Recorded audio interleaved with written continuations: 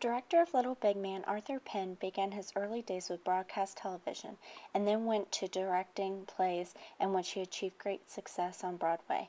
Penn's works in television, theater, and his film career all had vital links, which were the blend of unsettling violence with contemplative sequences.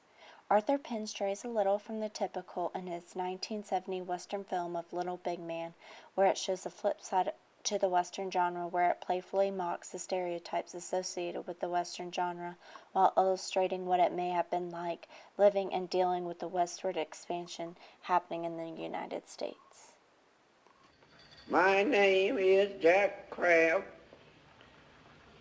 and I am the sole white survivor of the Battle of Little Big Horn. According to Looking at Movies, genre refers to the categorization of narrative films by the stories they tell and the ways they tell them. Little Big Man falls under the Western genre. Movie genres are defined by sets of conventions. These conventions include the story formula, theme, character type, setting, presentation, and stars. A movie's theme is a unifying idea that the film expresses through its narrative or imagery. Looking at Movies explains how nearly all Western films share a central conflict between civilization and wilderness. Little Big Man displays this theme by illustrating Jack Crabb's life in both situations of living with the Indians in the wilderness and having the life and civilization as a typical white man at the time. These two lifestyles are in the typical thematic conflict that goes along with the Western genre, besides the fact that there is a character who relates and can live in both situations. Jack Crabb was adopted by the Indians and grew up learning their lifestyle while fulfilled his wilderness role in the movie. However, after a fight between the Indians and the whites, he finds himself in civilization where he originally belonged. He was adopted by a common white family in a small, typical Western town. Throughout the film, Jack Crabb finds himself going back and forth to the civilization lifestyle and the wilderness lifestyle. In an article by Marty Nuska, he points out how the movie has elements of both comedy and tragedy and exposes the lies of U.S. history via a tall tale. Penn used the genre as an area of protest against the U.S. expansion of the Old West. Genre films typically have specific character types. The Western film generally personifies the cowboy, the gunfighter, the settler, the outlaw, the faithful woman, the town drunk, and many more.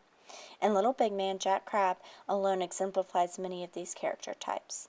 A Little Big Man movie review by Roger Ebert points out how Jack Crabb touches all the bases of the Western myth.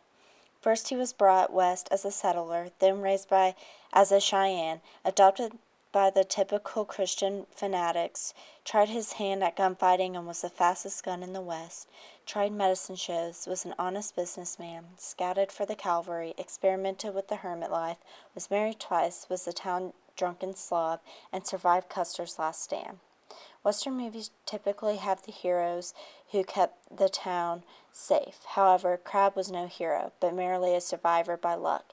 While Little Big Man reveals many of the typical character types of a Western film, there are also characters that go against the norm, showing the truth behind some of the myths Western films have perceived in the past, such as with the Indians.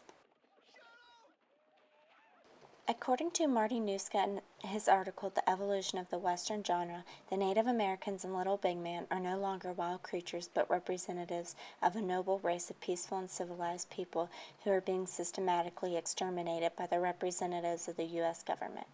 Little Big Man presents reverse standard of earlier Hollywood Western films by portraying the Native Americans as the good guys who just want peace and to be left alone, and General Custer as the bad guy. The main issue in this movie is the clash of cultures. The whites seem to be obsessed with their version of civilization and want to impose it upon everyone, even if that means destroying the unique Native American culture. Penn therefore destroys the myths of legendary heroes of the Wild West. America is presented as a country in a state of value crisis. Cheyenne, Brave, and Sioux. You go down there if you got the nerve. Still trying to outsmart me, aren't you, Mule Skinner?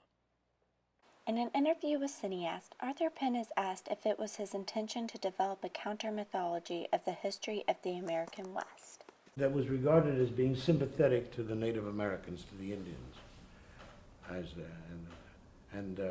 that was the Hollywood version, and so they kept sending up false budgets every time that somebody at a studio would express interest in doing it, you know. And I was really a very hot director at that point, and I could virtually do any film I wanted, and still I was having hard trouble getting Little Big Man made. I couldn't figure out why.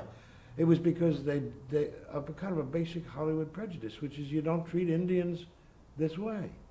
They got to be the bad guys. Little Big Man is an atypical film in the Western genre.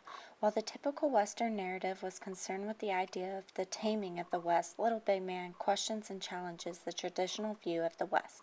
The older Western films portray Indians as senseless and chaotic savages that need to be eliminated for America to achieve perfection. However, according to the article How the West Was Really Won, Little Big Man contrasts Western myth-making regarding Indians to a more accurate understanding of what life and death were like for the Indians in the West. Unlike most Western protagonists, Krabbs, both Indian and white, seeing no harm in Indians as a typical Westerner did.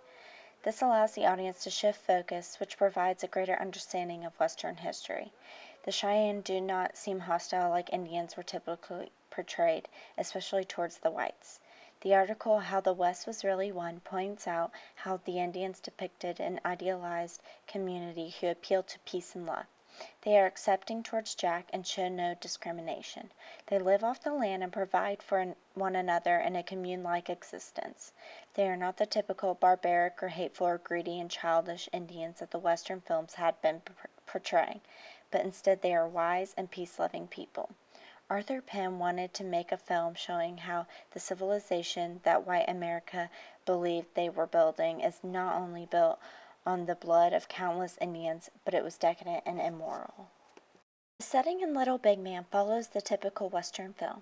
Looking at Movies describes the setting as being where a movie's action is located and how that environment is portrayed. Like most classic Westerns, Little Big Man is set in the 1800s when it was the era of Western settlement in the American West.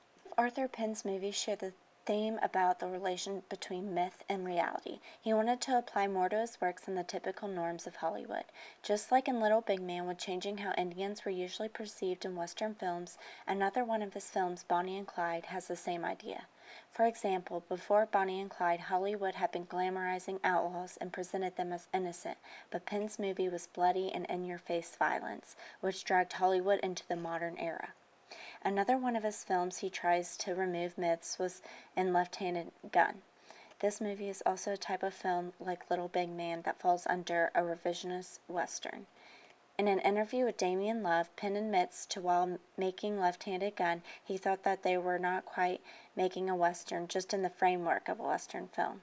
Arthur Penn states that in his films he isn't trying to recreate a myth, but tell a true story that is not really a true story in the sense that he had made the actual model for it. He just wanted to make a film that doesn't idealize people like many films did. Little Big Man is a movie that applies all the typical genre conventions of a Western film, but with a goal to change the perceptions of Indians compared to other Western films before his.